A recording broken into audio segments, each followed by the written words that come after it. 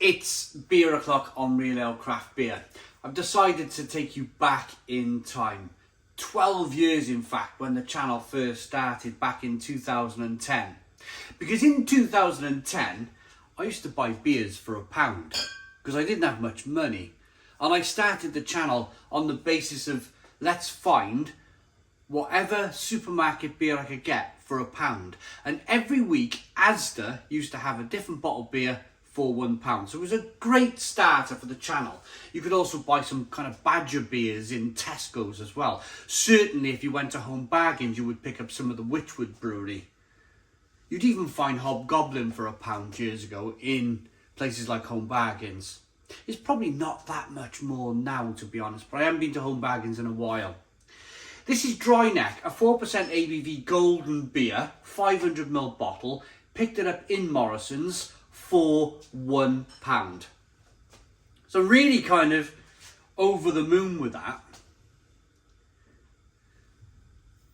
That I found a beer for £1, and I've even gone to the extent of bringing out an old pint pot. Now, when was the last time on this channel that we used a pint pot? Normally we're using fancy glasses these days, or IPA glasses, or Belgian beer glasses, but a pint pot on the channel.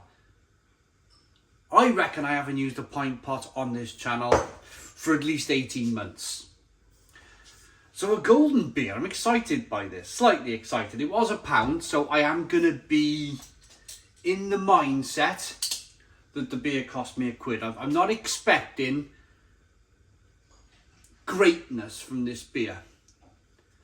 But let's get it out into a glass, see what we get. We'll get the description later on as to why it's called Dry Neck as well.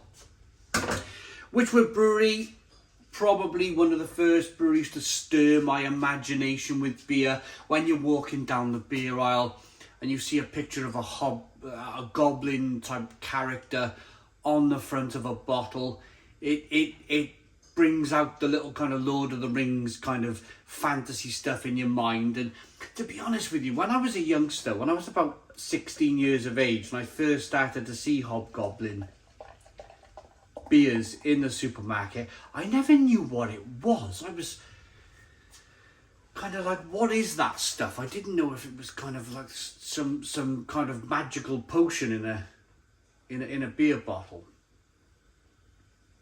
Never tried it as a 16-year-old.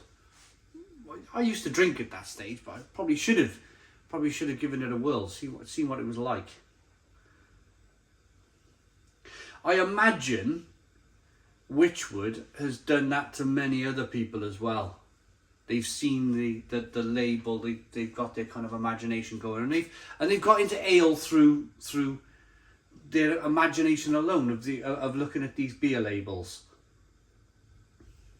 So Dry Neck, I don't know, what is a dry? I suppose it's a thirsty. It looks like a thirsty joker.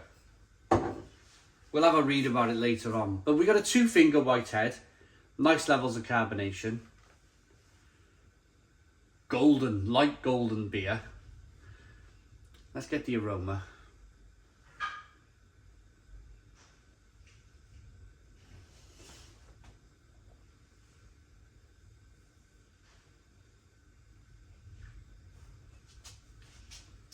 I just feel 12 years younger. I feel like we're back to the start of the beer reviewing on the channel. That kind of familiar light golden ale aroma that you would come to expect from a regional brewer, especially with it being served in a pint pot. It's quite zesty, you know, it's quite lemony. In a sort of a slightly weird fairy washing up liquid lemony way. I'm going to dive in. A little bit of sweet malt coming through. 4%, you could drink this type of thing all day long. Here we go. Cheers, everyone.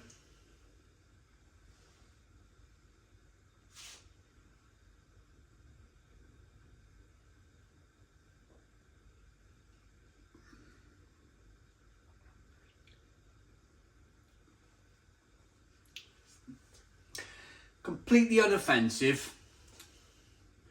Actually quite nice malty, light crisp, wafer-like malty brew with a nice bitterness on the back end.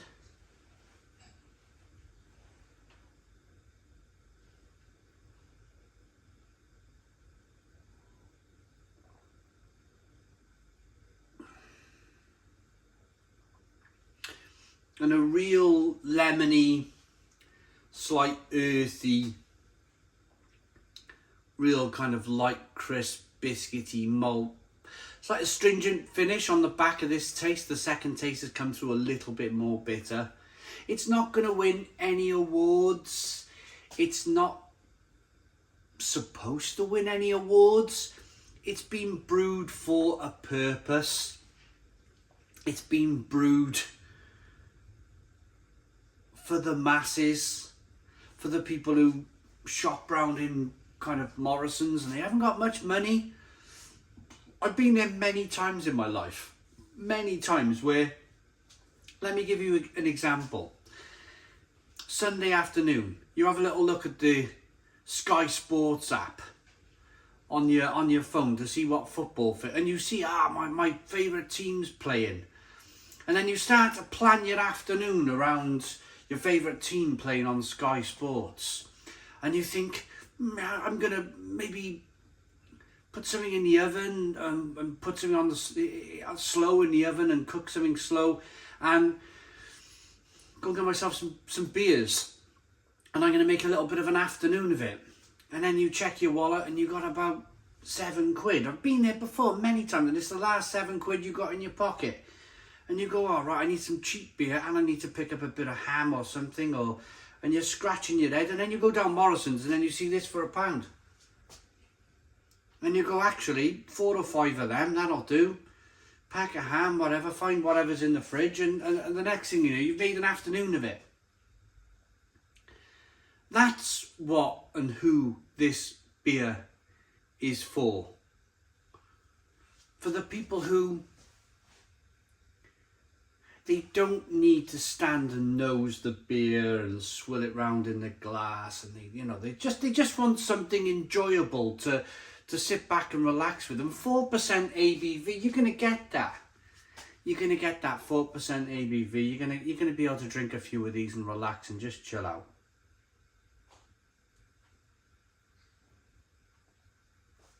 On the other hand, I spoke about Hobgoblin. I spoke about Wychwood. Back in the day, seeing the Hobgoblin labels on the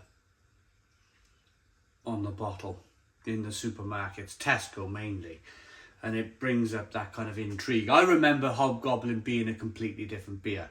I remember Hobgoblin being a delicious, really dark, malty, biscuity, chocolatey, mild ale that was terrific. It was really good.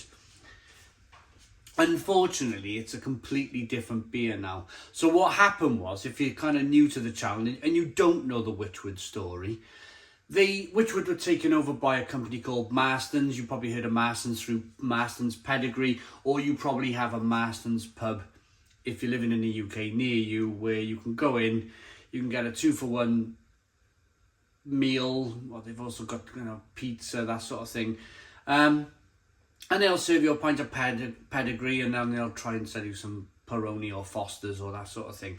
It's a big regional brewer in the UK. Anyway, they bought Wychwood Brewery, which were based in Oxfordshire, and they basically dumbed down all of their beers. And that is exactly what happens when these companies buy out smaller breweries. They just seem to kind of, I want to swear, but I'm not going to swear, but they just seem to kind of lower the tone of the quality of the beer. Just look at Beavertown Brewery, for example. Their beers are not a patch on what they were just a few years ago. Well, before Beavertown, Wychwood, many moons ago, were in that very similar position where they were brewing really good traditional ales. Probably for a premium, probably for a little bit more than they are today. But they were great. They're not so great anymore, but they still serve a purpose. So I am ready to rate this one.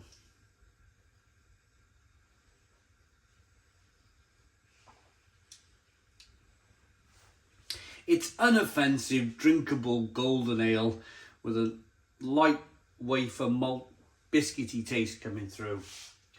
A slightly astringent bitterness, nicely carbonated, lemony kind of flavour coming through. I promised to read you the description because I haven't read it myself yet and I'm quite interested what dry neck means.